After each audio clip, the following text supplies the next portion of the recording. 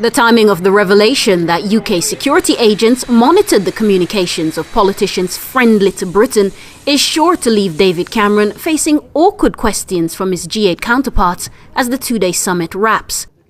Guests from Russia, Italy, France, Canada, Germany, Japan and the US might have been having second thoughts about the security of their data after The Guardian reported the activities of delegates at the 2009 G20 event had been closely monitored. The tactics of British intelligence, as outlined in The Guardian, included the setting up of fake internet cafes whose primary focus was to gather and collate the data generated by the emails and the internet searches of G20 delegate members. There's also the suggestion that the data taken from smartphones was to be stored and used at a further date. It was also claimed that alongside internet and smartphone data, phone calls of delegates were also targeted. Under special scrutiny was the data of traditionally friendly powers like South Africa and Turkey.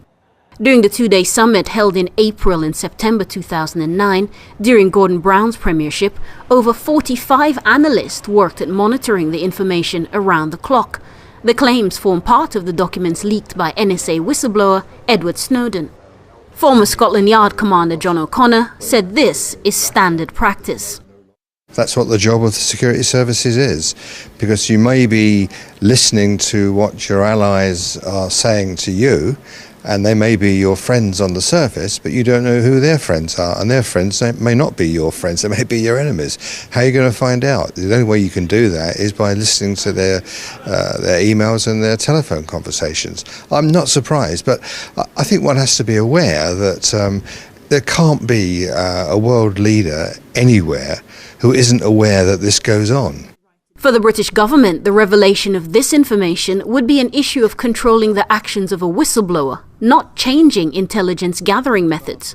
If you're going to have a debate about it, you'll get all the arguments about infringement of privacy, infringement of civil rights, infringement of freedom of speech, and so on. These are things which are not really, in my view, for public consumption. The fact that it's got out is out of the control of the British government. I just think that it's an embarrassment. It is hugely embarrassing for them. There's been no official comment from the UK agencies involved, and Prime Minister David Cameron has maintained the official line of never commenting on security and intelligence issues. Amina Taylor, Press TV, London.